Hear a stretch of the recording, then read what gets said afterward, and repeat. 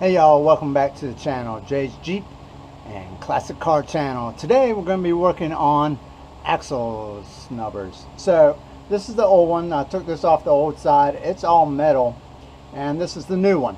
A little bit of difference. Rubber.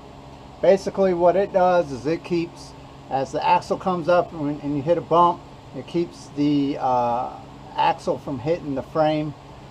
Just a little bump stop there, so that you don't get jostled if you get a huge hit and it transmits into your frame. So is an absolute necessity to have these. Depends on what you're using your Jeep for. Definitely going to make life a lot more comfortable for you if you do take a big hit. So anyway, we've already kind of started on it to break them loose, and I'll show you where we're at. So here we are. It's just a 1/2 inch head bolt. It's a 5/16 by 24. Up here it's 3/4. In the back I'm using 2 inch because I have a spacer. In the back I've taken them out. I didn't film it, but really been battling back there. Broke 2 bolts, one on each side on the angle down. Those are just rusted in there completely. One side I was able to rethread, the other one I'm going to have to come up with a solution on how to get that back into the like a nut on the frame side. So I'll head to the hardware store in a little bit here and see what I can find. So anyway, already kind of broke these loose.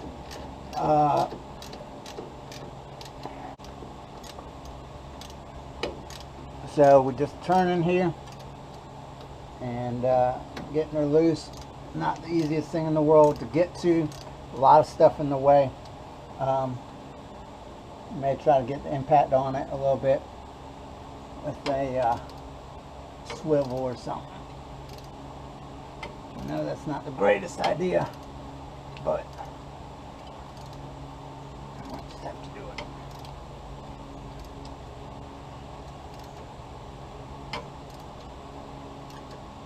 So I did soak these down in rust penetrator. I'm going to hit both of them a little bit right now.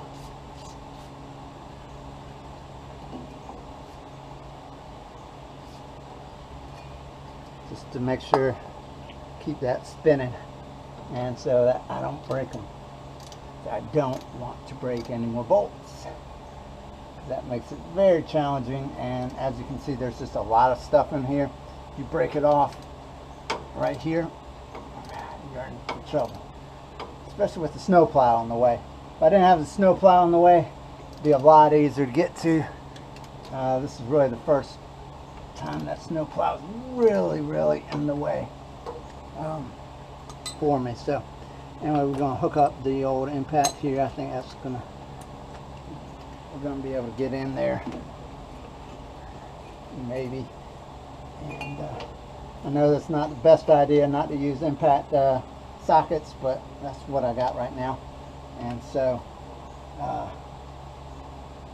hopefully it won't fly apart on me.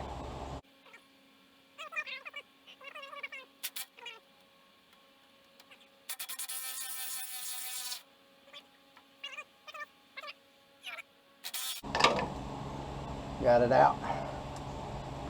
So that just saved my shoulders and wrists a little bit. This one's not an awful shape. Again, just no real padding now on it. So, and I don't know. I guess that's backing off of this. A little roached out. So we're going to clean this up, maybe put a little paint on it, and then we'll mount back the new one. Alright, so we're back at it. For you it's just a couple seconds later, but for me it's the next day. We sanded this up real good and painted it, and so now we're ready to put our axle snubber on. And so we got these 5/16 by 24. I think they're 3/4 of an inch long. We're just going to go ahead and push those through like so. And that's a 1/2 inch head on the 5/16. So we got a 1/2 inch socket ready to go. And this one's a little tight up in here. Not hard to see up in there with everything being painted black, but not too bad. Literally had a mosquito just fly up my nose. That's an odd sensation. A very odd sensation. Alright, so we're just gonna, I know you're looking at the back of my head. I apologize. I'm gonna attach that one first. Maybe.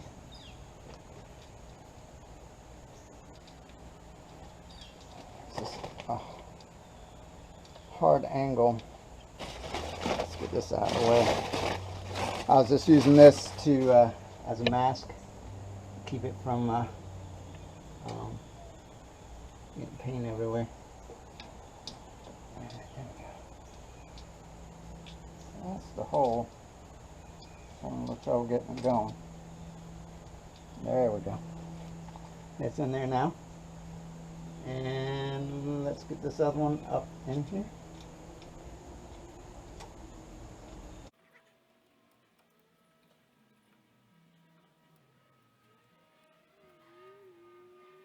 And as with most things, it doesn't quite fit.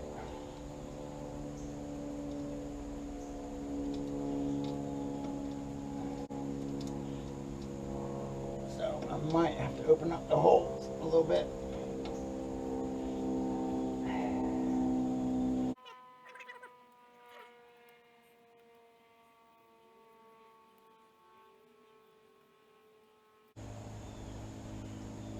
I don't think that really grabbed. It didn't.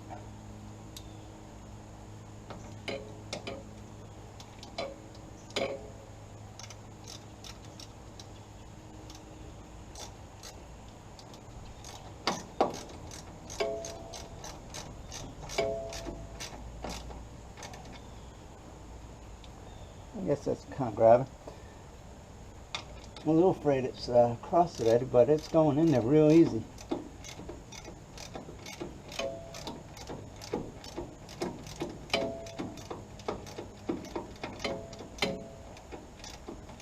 I don't think it'd be going in there that easy. It's cross-threaded, so I think it grabbed right. If not, I'm not planning to take it off anytime soon. Of course, Murphy's Law says as soon as I say that, I won't need to take it off. But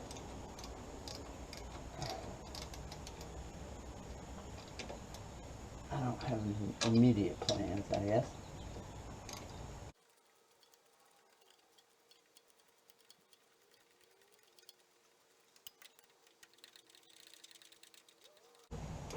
So there's just little inserts up there that these are screwing into. You want to be careful not to strip them out like I just did. No, I'm just kidding. So they don't need to be super tight. I don't want to strip it out and or rip it out of place. But yeah.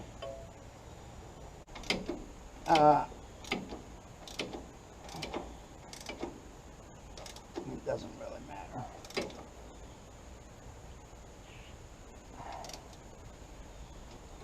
So there you go. So that's how you do it. That's how you install Axle Snubber. Not hard. Hardest part's to probably get the old one off.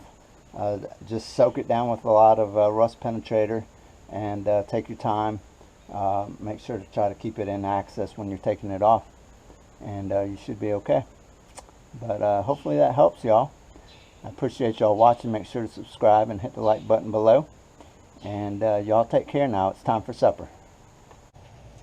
Just a little bonus content here, just for consideration. So the Axle Snubber repair, I estimate it should probably take you between 2 and 10 hours, depending on how many bolts you break. I broke 2 one on either side of the back axle on the way it goes down, and so it took a while to turn those into chips from solid bolts. So just something to consider. It may take even longer if you break several bolts. And then another thing is I soap stuff down with rust penetrator for a couple weeks beforehand, at least a week beforehand, and so it's just something to think about. It's one of those repairs that takes a lot longer than it really should. I mean, in concept, it's real easy. It's 2 bolts, you know. Take the 2 out, put the 2 back in, easy peasy, right? But obviously, you know, it takes a little bit longer than that. Plus, I took some time to prepare it, paint it, and all that kind of stuff. So the other thing I kind of wanted to show you real quick was just right here. So this one, I know it's upside down. So the insert that was up here, kind of broke free, and so the easiest way for me to do it was to put a bolt down through there, and then just put a nut and a lock washer on there. And so that's what I've done there. I know that's not the way it was originally. It may not be the recommended way, but it was the easiest way for me to get it put back together and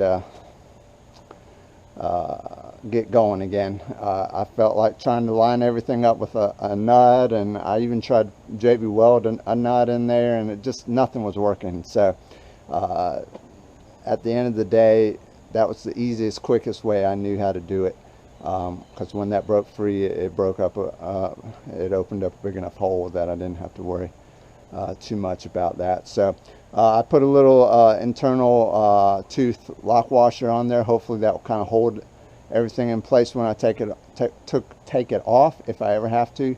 I was managed to get a little stubby wrench in there and get over that bolt to hold it in place, so I can tighten up that nut real good and get everything all locked up. So sometimes you just got to do what you got to do to make it work. So hopefully that helps.